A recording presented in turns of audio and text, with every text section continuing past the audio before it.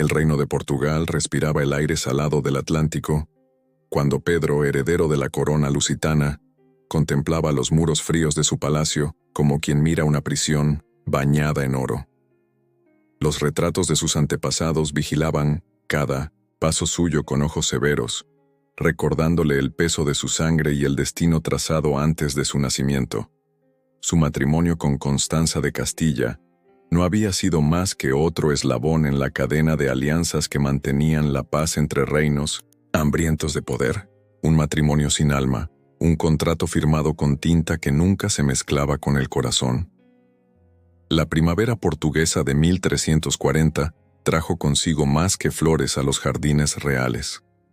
Trajo a Inés de Castro, noble gallega de cabello castaño y ojos, que hablaban idiomas que Pedro nunca había escuchado.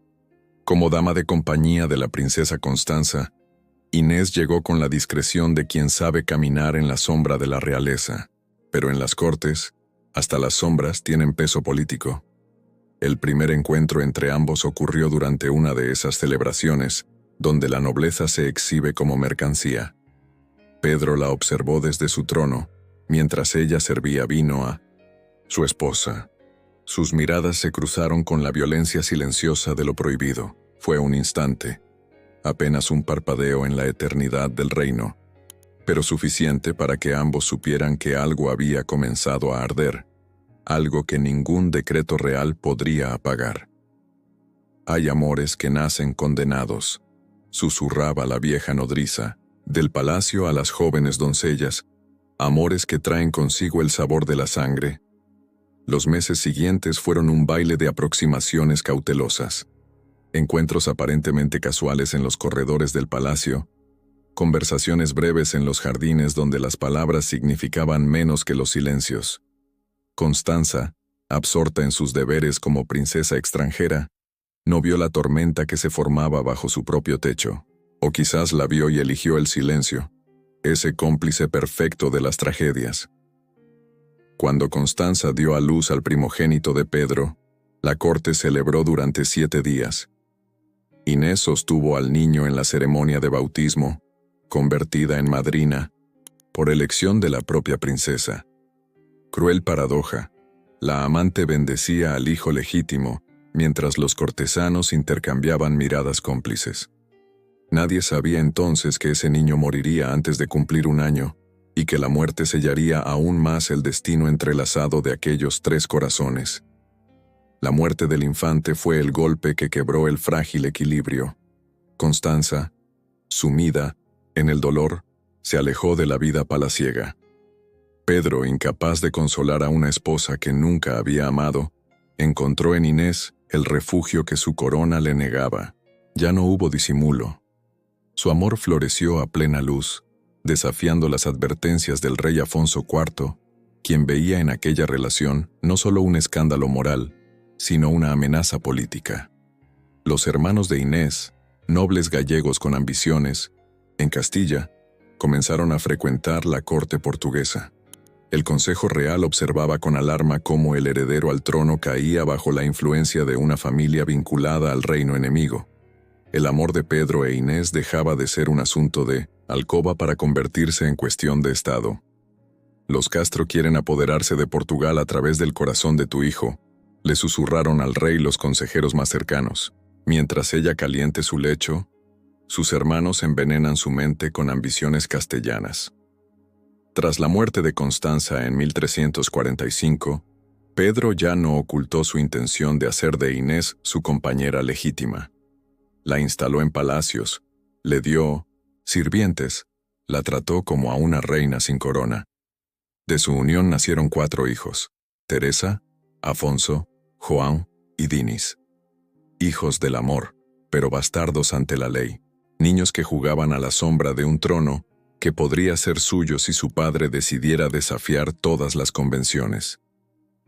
El viejo rey Afonso contemplaba este amor como quien observa una enfermedad propagándose por el cuerpo del reino. En los ojos de Inés veía la posibilidad de que Portugal cayera bajo influencia castellana. En los ojos de su hijo veía la ceguera del amante que no distingue entre la pasión y la traición al deber real. lo que Pedro llamaba amor. La corte lo denominaba amenaza. Lo que Inés vivía como entrega, el Consejo Real lo interpretaba como estrategia.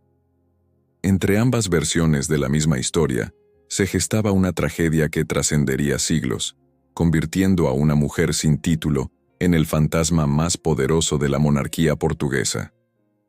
El invierno de 1355 llegó a Portugal con un frío que penetraba los muros de piedra y congelaba el aliento de los cortesanos. En las cámaras del Consejo Real, donde el fuego nunca lograba disipar por completo la humedad ancestral, el rey Afonso IV escuchaba con rostro pétreo las palabras de sus consejeros más íntimos, hombres de mirada calculadora que pesaban cada palabra como quien calibra un puñal antes de hundirlo entre las costillas del enemigo.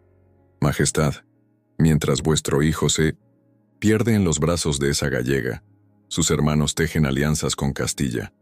La influencia de los Castro crece día a día. Ya hay quien susurra que el príncipe ha contraído matrimonio secreto con ella. El anciano monarca, cuyas manos nudosas apretaban el cetro con la fuerza que solo otorga el miedo, contemplaba el mapa del reino extendido sobre la mesa de roble. Portugal, esa franja estrecha arañada entre el mar y Castilla, parecía más vulnerable que nunca. Su hijo, su heredero, había olvidado que en la sangre real no corre pasión, sino deber. ¿Qué propones entonces?, preguntó el rey con voz quebrada por los años, aunque firme en su propósito. Lo que ningún padre desea oír, pero lo que todo rey debe considerar cuando la corona peligra. Ninguno pronunció la palabra muerte. No fue necesario. En las cortes medievales ciertas decisiones se tomaban en el lenguaje de las miradas y los silencios. Mientras tanto, ajena a la sentencia que acababa de dictarse, Inés de Castro paseaba con sus hijos por los jardines del monasterio de Santa Clara en Coimbra. Pedro había partido hacia el norte para sofocar revueltas en la frontera, dejándola instalada en aquel recinto sagrado que debía servir como refugio. Los niños correteaban entre los cipreses centenarios, ajenos al destino que se cernía sobre su madre. Inés los contemplaba con ese orgullo teñido de melancolía, propio de quien ama con la incertidumbre de lo prohibido. La mañana del 7 de enero, cuando la escarcha cubría las piedras del claustro con un manto plateado, 3 sombras atravesaron las puertas del monasterio. Álvaro González, Pero Coello y Diogo López Pacheco, consejeros del rey, hombres de confianza, verdugos enviados para ejecutar lo innombrable. No vestían armaduras ni portaban estandartes. Venían como mensajeros, como diplomáticos, ocultando, bajo sus capas, el propósito mortal que los guiaba. Inés los recibió en la sala principal, donde las vidrieras filtraban una luz ambarina que dibujaba halos dorados en el suelo de piedra. Su belleza, esa que había encendido la pasión de un príncipe y el recelo de un reino, resplandecía con la serenidad de quien ha aprendido a vivir bajo la sombra constante de la amenaza. ¿Traéis noticias de mi señor?, preguntó con lamino, cortesía ensayada de quien conoce los protocolos áulicos. Traemos la respuesta del rey a vuestras pretensiones, respondió Pacheco, mientras sus compañeros cerraban las puertas a sus espaldas. Dicen las crónicas que Inés comprendió su destino en ese preciso instante, que su rostro no mostró terror sino una dignidad gélida, que pidió ver a sus hijos una última vez, petición que le fue negada, que se arrodilló, no para suplicar por su vida, sino para ofrecer su cuello al verdugo con la entereza de quien ha vivido demasiado tiempo esperando este momento. El filo de la daga brilló un instante antes de hundirse en la carne. La sangre de Inés de Castro manó como un río escarlata, tiñendo las escaleras del convento, manchando las manos de los ejecutores con una culpa que ninguna absolución real podría jamás borrar. Su último aliento no fue un grito, sino un suspiro, donde algunos creyeron escuchar el nombre de Pedro, otros una maldición, y los más supersticiosos, una profecía. Los asesinos abandonaron el monasterio con la prisa de quienes temen que su crimen les persiga en forma de fantasma. Dejaron el cuerpo de Inés tendido en un charco escarlata, como un lirio tronchado por la tormenta. Las monjas, horrorizadas ante el sacrilegio cometido en suelo sagrado, lavaron la sangre con agua bendita y amortajaron el cadáver con la premura que exigía el calor portugués. La enterraron en una tumba sin nombre, en el cementerio del monasterio, bajo la mirada impasible de un Cristo que parecía llorar lágrimas de piedra. La noticia viajó más lenta que el viento. Pedro, en la frontera norte, tardó 3 días en conocer la magnitud de su pérdida. Cuentan que su grito fue tan desgarrador que los soldados creyeron que había sido herido de muerte. En cierto modo, así era.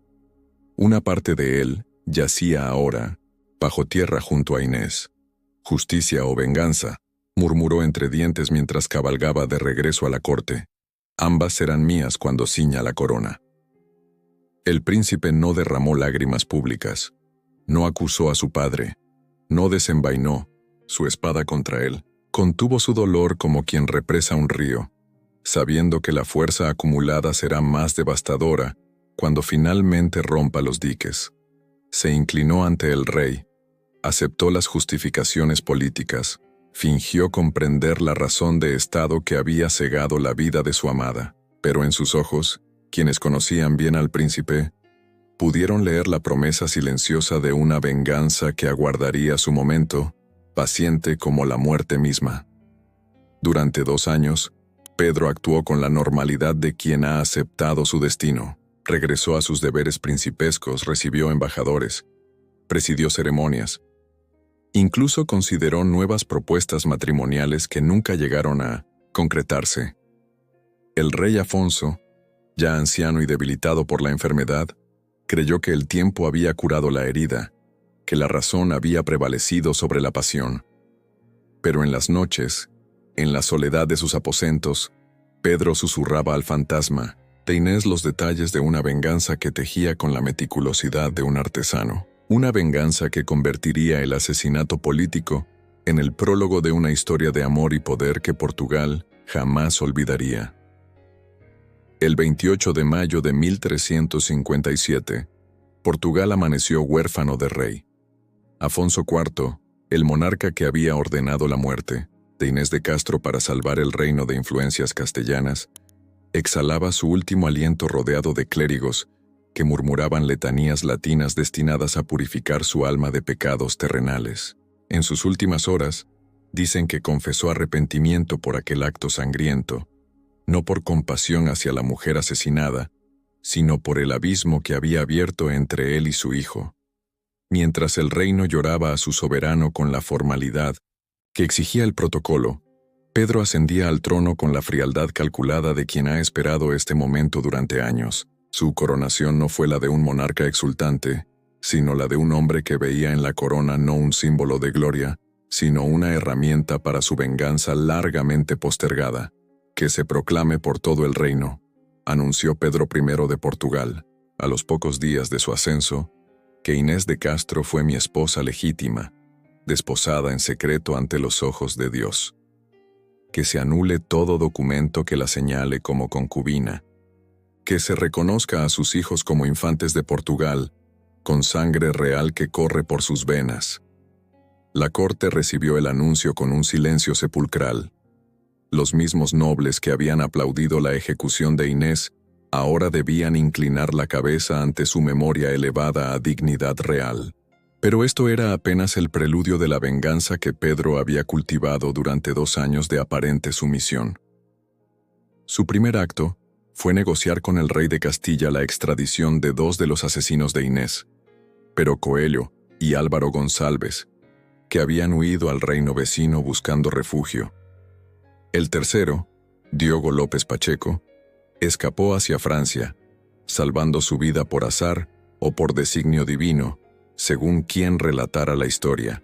Pedro ofreció a cambio 2 fugitivos castellanos que se habían refugiado en Portugal, sellando así un intercambio macabro que servía a los intereses de ambas coronas. Cuando los asesinos fueron traídos ante él, encadenados y sucios tras semanas de cautiverio, Pedro no mostró la furia que todos esperaban. Los observó con la calma gélida de un depredador que por fin tiene a su presa acorralada. «No sois dignos de morir por la espada», pronunció el rey con voz átona, como no fue digna ella de morir por vuestras manos. La ejecución tuvo lugar en Santarém, frente a la corte congregada para el banquete real. Pedro ordenó que se arrancara el corazón a Pero Coelho por el pecho mientras aún latía, y a Álvaro González por la espalda, pues así actuaron ellos, con cobardía y traición. La escena, de una crueldad que horrorizó incluso a los caballeros más curtidos en batalla, culminó cuando el rey contempló los órganos palpitantes con una sonrisa que heló la sangre de los presentes. «Ahora comamos», ordenó Pedro, sentándose a la mesa mientras los cuerpos mutilados eran retirados del salón. Nadie osó rechazar los manjares servidos, aunque pocos pudieron tragar bocado, atenazados por el espectáculo de barbarie que acababan de presenciar. Pero la verdadera venganza de Pedro, la que resonaría a través de los siglos convirtiéndose en leyenda, estaba aún por llegar. En el verano de 1360, 3 años después de su coronación, el rey ordenó exhumar el cuerpo de Inés de Castro de su tumba anónima en el monasterio de Santa Clara. Sus restos, ya casi reducidos a esqueleto, fueron trasladados a palacio en 1900, una procesión nocturna iluminada por antorchas. Allí, en la intimidad de sus aposentos, Pedro veló durante una noche entera junto al cadáver de su amada. Nadie sabe qué palabras susurró a aquellos huesos, qué promesas renovó ante la muerte. Al amanecer, impartió órdenes precisas que sus sirvientes cumplieron con el temor de quien obedece a un hombre que ha cruzado el umbral de la cordura. Vistieron los restos de Inés con un traje de brocado blanco y oro, propio de una reina. Ciñeron a su cráneo una corona de plata incrustada con piedras preciosas. Colocaron en sus dedos esqueléticos anillos que simbolizaban su unión legítima con el rey. La sentaron en un trono de oro, sostenida por un armazón invisible que mantenía erguida su figura decrépita. Luego, Pedro convocó a la corte. Los nobles, obispos, embajadores y funcionarios reales acudieron sin conocer el propósito de la audiencia real. Lo que encontraron al entrar en el salón del trono les heló la sangre. Su rey sentado junto a un cadáver coronado, contemplándolo con la misma devoción que un esposo contempla a su novia en el altar. Os presento a Inés de Castro, reina legítima de Portugal, vuestra soberana, anunció Pedro con voz firme que no admitía réplica. Acercaos y rendid homenaje a vuestra reina. Besad su mano como haríais con cualquier soberana.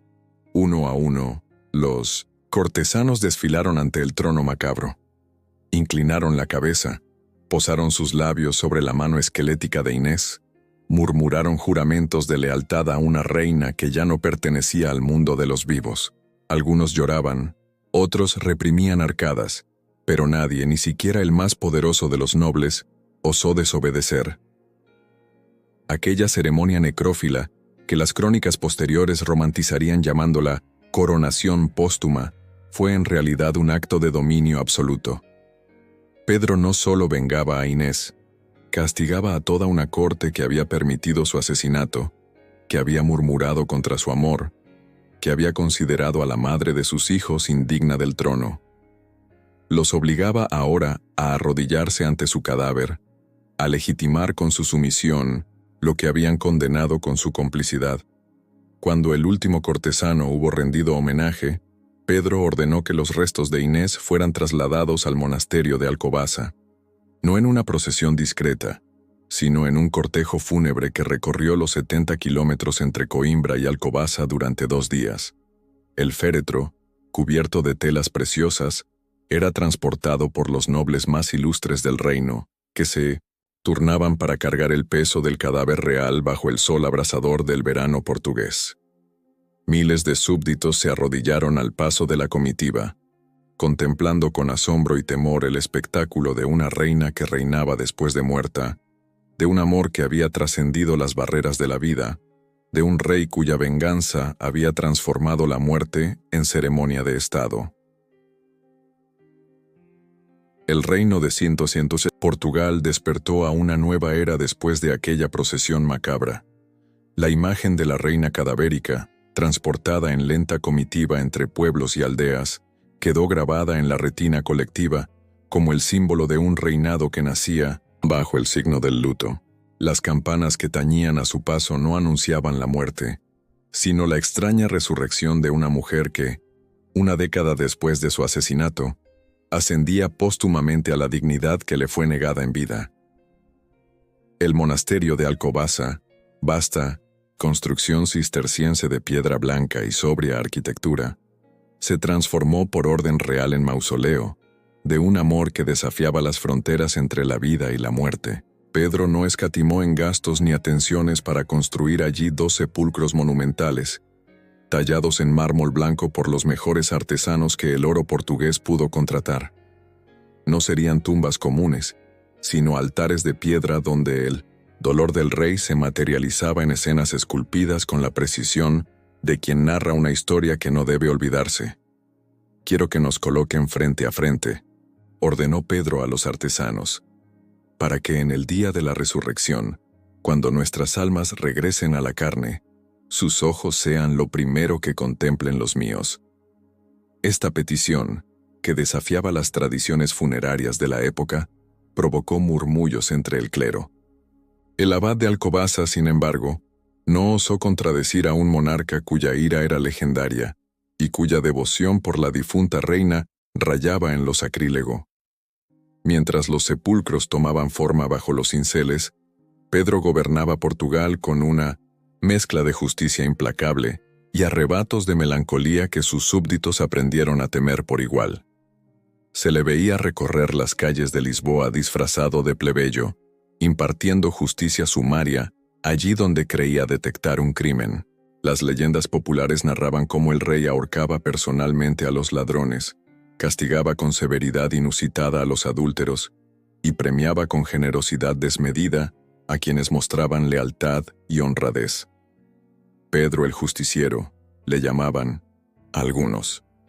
Pedro el cruel, murmuraban otros cuando estaban seguros de no ser escuchados. En su administración del reino se mezclaban la equidad del gobernante preocupado por su pueblo y la obsesión de quien ve en cada delito un eco del crimen que le arrebató a su amada. En las antecámaras del palacio, donde los cortesanos intercambiaban susurros como moneda corriente, surgían teorías sobre la cordura del monarca. ¿Era su justicia extrema un método para purgar el reino de la corrupción que había permitido el asesinato de Inés? ¿O era acaso la manifestación de una mente trastornada por el dolor, incapaz de distinguir entre la venganza personal y el deber real?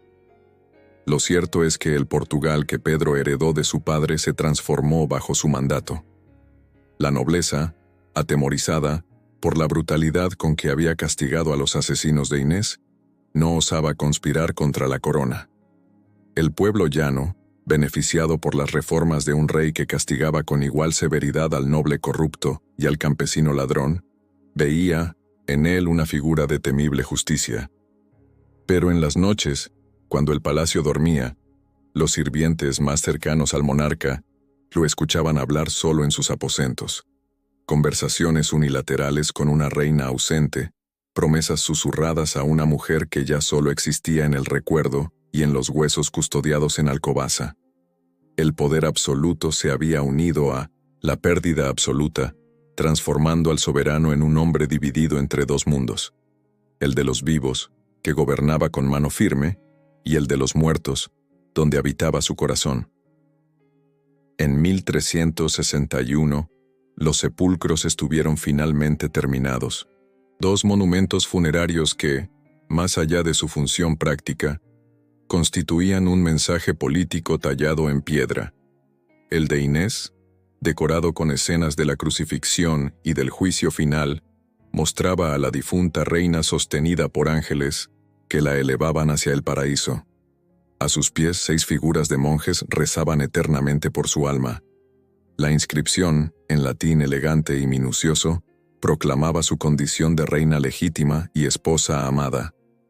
El sepulcro de Pedro, aún vacío, aguardando a su ocupante, se decoró con escenas de la vida del monarca. Entre ellas, llamaba la atención un panel que representaba el momento en que los asesinos de Inés eran ajusticiados, sus corazones arrancados mientras el rey observaba. Un testimonio pétreo de una venganza que Pedro quería inmortalizar incluso después de su muerte. La ceremonia de traslado definitivo de los restos de Inés a su sepulcro perpetuo reunió nuevamente a la corte en pleno. Esta vez, sin embargo, no hubo macabra coronación ni obligación de besar la mano de un cadáver. Hubo, en cambio, un ritual solemne donde Pedro, ya no un joven enamorado sino un hombre de 41 años marcado por el dolor, depositó, junto al cuerpo de su amada, las joyas más valiosas del tesoro real. Para que en la eternidad luzcas lo que en vida te negaron, pronunció con voz quebrada antes de que sellaran el sepulcro con la pesada losa de mármol. Aquella noche, Pedro durmió en el monasterio, tendido en el suelo junto a la tumba recién sellada. Los monjes, acostumbrados ya a las excentricidades del monarca, elevaron oraciones por su salud mental tanto como por su alma. Portugal entero parecía suspendido en un estado de duelo permanente, como si el reino entero se hubiera transformado en extensión del luto real. En los años siguientes, Alcobaza se convirtió en lugar de peregrinación, no solo para los devotos que acudían al monasterio en busca de indulgencias, sino para quienes, movidos por la curiosidad o la fascinación morbosa, querían contemplar los sepulcros que narraban en piedra una historia de amor, traición y venganza. Campesinos, nobles, mercaderes, todos acudían a ver con sus propios ojos el testimonio de un rey que había hecho de su dolor una política de Estado. El trono portugués, antes símbolo de poder dinástico, quedó para siempre manchado con el tinte oscuro del luto. Los hijos de Pedro e Inés, elevados por decreto real a la condición de infantes legítimos, se movían por la corte como sombras de una tragedia inconclusa. El mayor, Juan, contemplaba su reflejo en los espejos de palacio buscando en sus rasgos la marca de una madre a quien apenas recordaba, pero cuyo fantasma determinaba su destino. La reina muerta gobernaba desde su sepulcro, no mediante edictos o leyes, sino a través de la transformación que había operado en Pedro. Cada sentencia dictada por el rey, cada decisión política, cada alianza o ruptura con los reinos vecinos, llevaba la huella invisible de un amor que había cruzado la frontera de la cordura para instalarse en los cimientos mismos del poder. El invierno de 1367 cubrió Portugal con un manto de frío inusual. Los olivares se vistieron de escarcha, y el mar embravecido azotaba los acantilados como presagio de desgracias por venir. En el Palacio Real de Lisboa, Pedro I, el hombre que había coronado a un cadáver y arrancado corazones por venganza, se consumía lentamente, devorado por una fiebre que ningún médico de la corte lograba mitigar. «Mi hora se acerca», musitó el rey a su confesor, un monje cisterciense de Alcobaza que había sido testigo de su devoción obsesiva por la memoria de Inés. «Pronto nos reuniremos». A sus 46 años, Pedro parecía un anciano. No era solo la enfermedad la que había marchitado su cuerpo, sino el peso de una existencia bifurcada entre el deber público y el luto privado. 10 años de reinado marcados por la justicia extrema, por decisiones que fluctuaban entre la brillantez política y el arrebato emocional, habían dejado su huella en aquel rostro prematuramente surcado por las arrugas del dolor. Su hijo legítimo, Fernando, fruto de su matrimonio con Constanza, se preparaba para asumir la corona con la inquietud de quien hereda no solo un reino, sino también las consecuencias de una obsesión que había redefinido la monarquía portuguesa. Los hijos de Inés, ahora hombres adultos reconocidos como infantes pero apartados de la sucesión directa al trono, observaban a su hermanastro con la ambivalencia de quienes han crecido entre el privilegio y la sombra. La agonía de Pedro duró 7 días. 7 días en los que el palacio se sumió en un silencio interrumpido solo por el ir y venir de médicos impotentes y sacerdotes que murmuraban oraciones junto al lecho real. El 100 reino contenía el aliento, consciente de que se cerraba un capítulo extraordinario de su historia, una época en que el amor y la venganza se habían entrelazado con los asuntos de Estado de manera indisoluble. En sus últimos momentos de lucidez, Pedro solicitó ser enterrado en el sepulcro que aguardaba en Alcobaza, frente a su amada. Ordenó que su cortejo fúnebre recorriera el mismo camino que había transitado el cadáver de Inés 7 años atrás. Como si la muerte, en su infinita paciencia, hubiese esperado a que el teatro macabro se completara con este último acto, simétrico. El 18 de enero de 1367, el corazón de Pedro el Justiciero dejó de latir. La noticia se propagó por el reino con la velocidad del viento invernal, provocando reacciones dispares. La nobleza, que había temido su justicia implacable, respiraba con alivio contenido. El pueblo llano, que había encontrado en él un defensor contra los abusos de los poderosos, lloraba sinceramente a su soberano. Y en Alcobaza, los monjes cistercienses preparaban la última morada del hombre que había convertido su monasterio en escenario de una historia que trascendería siglos. El cortejo fúnebre partió de Lisboa 3 días después.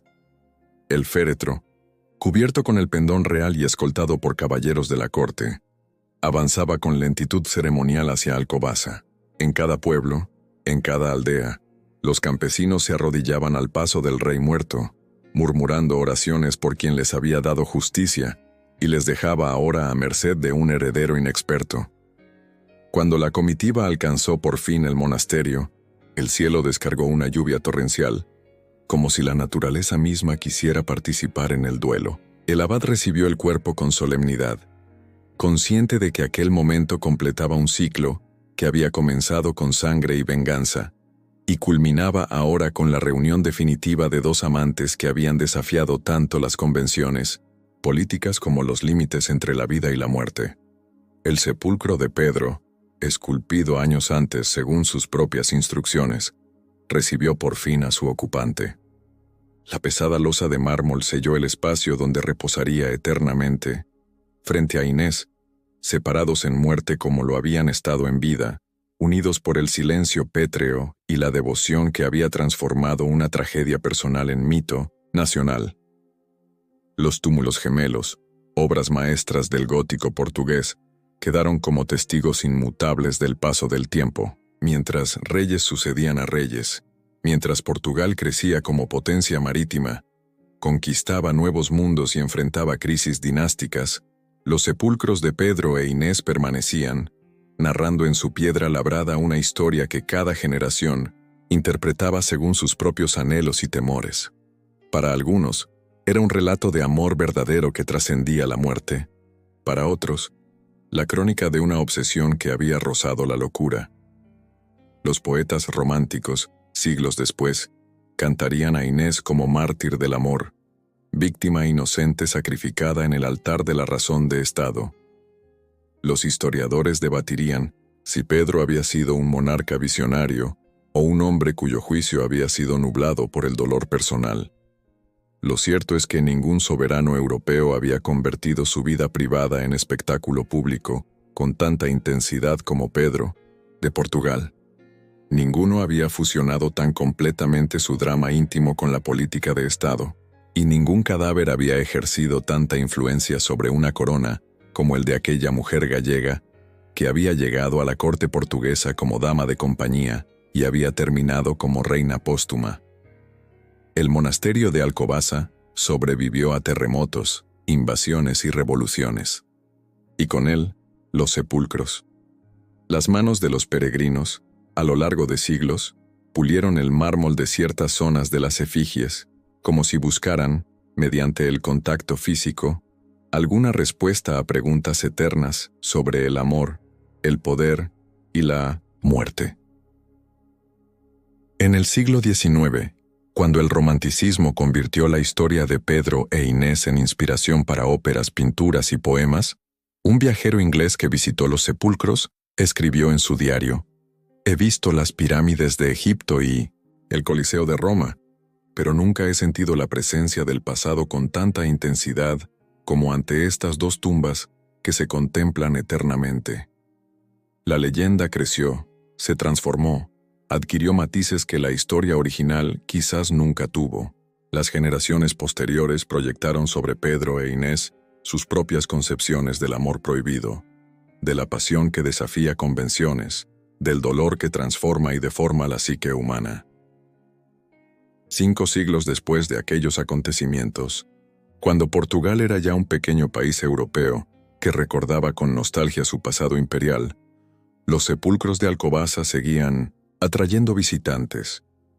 Turistas y locales, creyentes y escépticos, todos se detenían un instante ante aquellas 2 moles de mármol que contenían no solo restos humanos, sino una historia que interrogaba las bases mismas del poder monárquico y de la experiencia amorosa.